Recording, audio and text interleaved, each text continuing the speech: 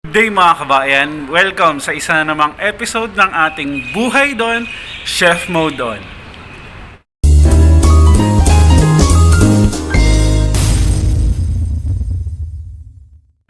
For today mga kabayan, gagawa tayo ng aking isang pinaka-paboritong fish recipe. Ito yung Ginataang Tulingan. So, sino ba namang ayaw ng Ginataang Tulingan? Huwag na tayo magpatumpik-tumpik mga kabayan. Tara, samahan nyo ako, gawa tayo. Okay. For this recipe mga kabayan, meron akong 1 kilong tulingan, 1 buong bawang, minced, at least 50 grams ng luya, chopped, 2 to 4 pieces ng siling panigang, 1 buong sibuyas, chopped,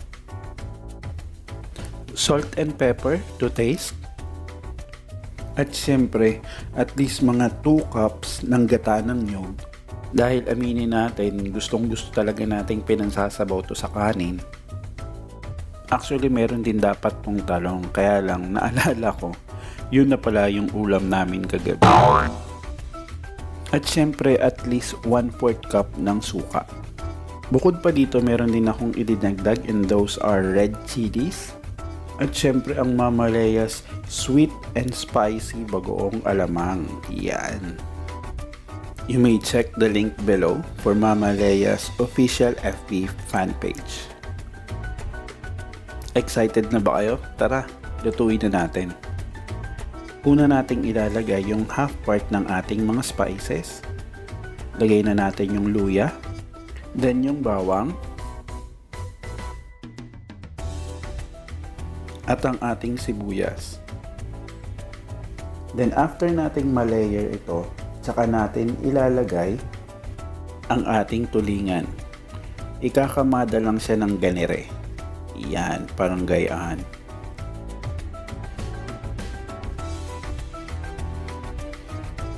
Saka natin siya ngayon lalagyan ng suka. Yan. Ilagay na natin yung other part ng ating mga spices.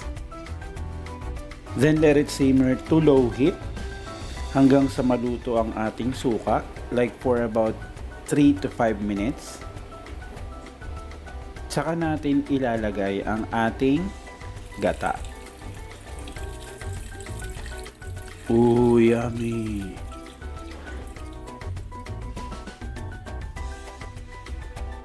Then we season it with a little bit of salt and pepper.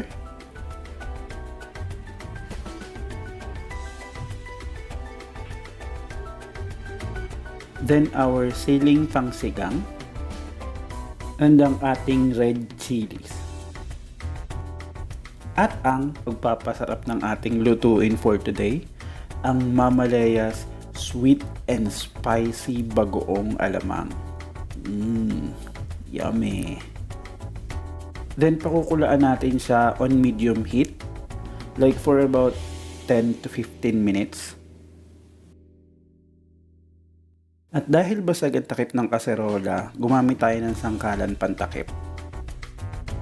15 minutes later. Pag kumukulo na, hinaan natin ang apoy to low and we will let it simmer for another 10 to 15 minutes hanggang sa medyo malapot-lapot na ang ating gata. And we're done. So ihahain na lang natin siya.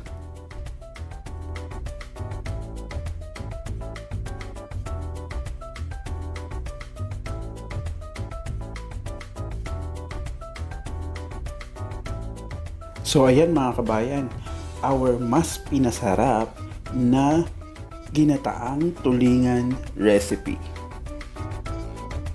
O kabayan, baka hindi ka pa nagsusubscribe sa channel ko, please hit subscribe and click the notification bell para at least sa susunod kong pag-upload ng video na kagaya nito, manonotify ka.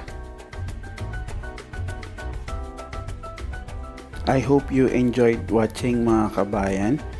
Ito po muli si Dondon na nagsasabing every moment is a fresh beginning.